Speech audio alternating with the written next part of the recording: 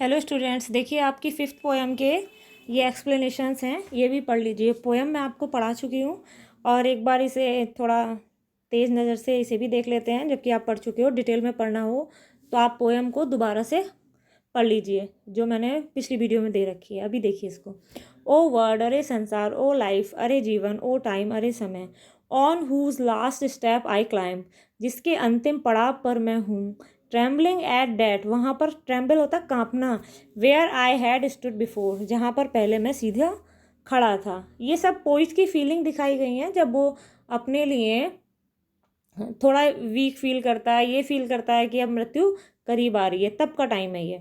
Van will return the glory of your prime, prime होता है यंगनेस यानी जवानी, ठीक है, यूथ जिसे कहते हैं ना। तो वो जो है वो कहता है कि अब उस जवानी का गौरव कब लौटेगा। नो मोर, अब नहीं। ओह नेवर मोर, अब कभी नहीं। ठीक है, डिटेल आपको पढ़नी हो तो पिछली वीडियो में पोएम पढ़ना। अब देखिए reference, this stanza has been taken from the poem a lament composed by P V. Shelley. ये स्टैंजा ए लेमेंट नामक पोएम से लिया गया है जो कि पी.वी. शैले द्वारा कंपोज की गई है, मतलब लिखी गई है। अब आप इसका कॉन्टेक्स्ट देखिए। अब कॉन्टेक्स्ट में क्या दिया है। द पोइट हैड रियलाइज्ड, कवि ने अनुभव किया, रियलाइज होता है अनुभव करना, that he would not live long, कि अब वो और ज़्यादा नहीं जिएगा, मतलब और लंबा नहीं जिएगा। जिएगा मतलब जीवित रहेगा। And his end of life was quite near, और उसका जो अंत है, एंड क्या हो गया, अंत है यानी मृत्यु है। वाज क्वाइट नियर, बिल्कुल करीब है यानी पास है। सो ही कंपेयर्स हिज हेल्पलेसनेस, इसलिए वह अपनी हेल्पलेसनेस तो जानते हैं आप, बिल्कुल असहाय जो हो जाता है, उसकी तुलना करता है ऑफ द प्रेजेंट टाइम, जो प्रेजेंट टाइम में वो बिल्कुल निस्सहाय है, उस चीज़ की कंपेयर करता है। किससे करता है। To his bravery of past, अतीत के ब्रेवरी से, विद विच, जिससे ही had fought against the difficulties boldly. अब कौन सी ब्रेवरी से कंपेयर करता है। उस ब्रेवरी से कंपेयर करता है, उस बहादुरी से कंपेयर करता है जो उसने क्या किया था, बड़ी उनके विरुद्ध लड़ा था, यानी परेशानियों के विरुद्ध लड़ा था। उन चीज़ों के बारे में इन्होंने बताया है। ठीक है, ये चीज़ समझ में आ गई। पोइट जब अनुभव ये करने लगता है कि अब उसका अंत करीब है, ठीक है, तो वो अपने इस समय की जो उसकी बिल्कुल निसाय पड़ा हुआ है, उस चीज़ को अपने अतीत के टाइम से, जब वो बड़ी बहादुरी से हर परेशानी का सामना कर लेता था, ठीक है, उस चीज़ से कंपेयर करता है। एक्सप्लेनेशन देखिएगा। The poet says that, poet कहता है कि देयर वाज द टाइम, एक समय था, when the world was full of attraction, जब संसार अट्रैक्शन से भरा हुआ था। But that time has passed away, लेकिन अब वो समय पास्ड अवे हो गया, मतलब गुजर गया। And the life is not the same for him, और अब जीवन उसके लिए वैसा नहीं है। ही फील्स, वह अनुभव करता है, death is approaching him slowly, कि मृत्यु उसके पास धीरे धीरे आ रही है। And this is the reason, और यही कारण है, when he is climbing towards last step of the life, और यही कारण है कि वो अपने जीवन के अंतिम पड़ाव पर चढ़ रहा है। ही रिमेंबर द टाइम, और वो उस समय को याद करता है, when he uses to stand firmly, firmly होता दृढ़ता से, जब वो दृढ़ता से खड़ा हुआ करता था, why the side of the world, उस संसार के बराबर, मतलब क्या, उस संसार में वो बड़ा अच्छे से स्टैंड किया करता था, अच्छे से रहता था। जब व्यक्ति यूथ होता है तो उसमें बहुत एनर्जी होती है, उस चीज़ को सोचता है वो। वट टुडे, लेकिन आज, हिज लेग्स आर ट्रेम्बलिंग, उसके पैर जो है काँप रहे हैं।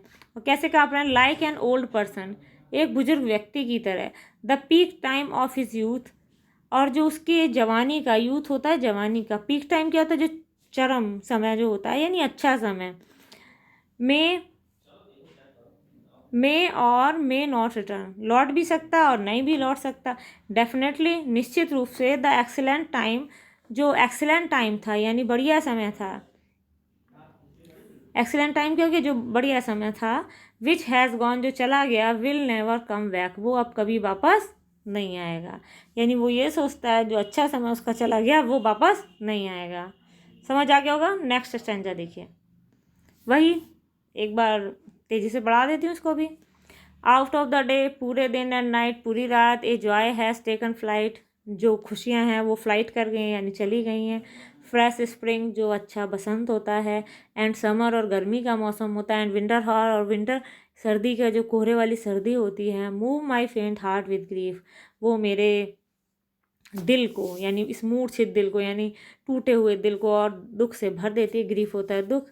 वट विद डिलाइट, लेकिन जो आनंद वाली भावना है। नो मोर, अब नहीं। ओह नेवर मोर, अब कभी नहीं।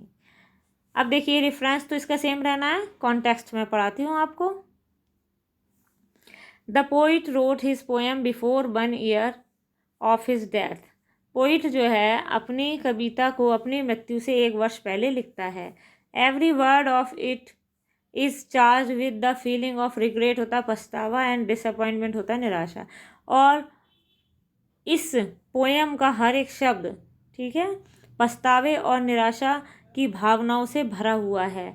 ही रिग्रेट्स, वह पछतावा करता है। डेट की हिज यूथ, उसकी जवानी। एंड जॉयज ऑफ लाइफ, और जो जीवन की खुशियां हैं। Will not return to him any more, अब वो उसके पास दोबारा नहीं लौटेंगी। अब एक्सप्लेनेशन देखिए। The nature has gifted us many beautiful and lovely things, प्रकृति ने हमें गिफ्ट किया है यानी उपहार स्वरूप प्रदान किया है बहुत सी सुंदर वस्तुएं और प्यारी वस्तुएं। ब्यूटीफुल हो गया सुंदर, लवली हो गई प्यारी। All the days are full of various joys and happiness, सारे दिन कैसे होते हैं, विभिन्न प्रकार की, वेरियस हो गया विभिन्न प्रकार की खुशियों से भरे हुए होते हैं। देयर इज़ ब्लूमिंग स्प्रिंग, ठीक है, ब्लूमिंग होता है खिलता हुआ बसंत आता है, स्प्रिंग होता है बसंत। सनी समर, ठीक है, धूप वाली गर्मियाँ आती हैं। एंड ए फॉगी विंटर, और क्या, कोहरे वाली सर्दियाँ भी आती हैं। यानी ये सब मौसम जो है हमारे मन को अच्छा फील कराते हैं। These all are pleasing seasons, ये सब आनंददायक सीजन्स हैं। प्लीजिंग हो गया आनंददायक, सीजन हो गया मौसम है। What when a person like the poet, अब देखिए अब वो क्या कहता है। वट वैन ए पर्सन, लेकिन जब एक व्यक्ति लाइक द पोइट, जो कवि के समान, is in a melancholy mood, melancholy mood होता है दुख की अवस्था में होता है, मूड होता है मनोदशा, ठीक है, मनोदशा मतलब मन की दशा, मेलेंचली हो गया दुख। लेकिन जब कोई व्यक्ति कवि की तरह दुख की दशा में होता है, नन ऑफ दीज सीजन, तो इन मौसम में से कुछ भी नहीं देता क्या, हिम डिलाइट, तो इस तरह के मौसम भी उसको आनंद नहीं देते हैं, ठीक है। और देखिए क्या दिया इन्होंने, द टाइम ऑफ एस्टेसी, एस्टेसी होता है आनंद वाला, चिर आनंद यानी जिसमें बहुत अच्छा फील होता है। द टाइम ऑफ एस्टेसी, जो एस्टेसी का समय था, हैज़ गॉन फॉर अवे, वो तो अब चला गया।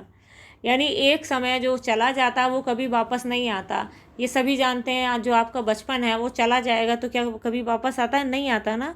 तो वही दे रहा है कि एक जो समय था जो आनंद का था वो अब जा चुका है।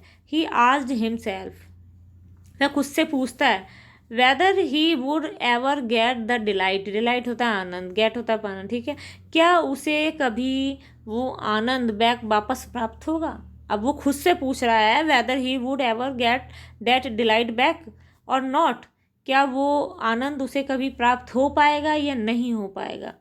एट वंस, तुरंत ही, हिज सोल, बेटा ये गलत लिख गई, इस पहले ये लिख देना सोल, ठीक है, एज यूजुअल ये गलत लिख गई है, इसे सही कर लेना।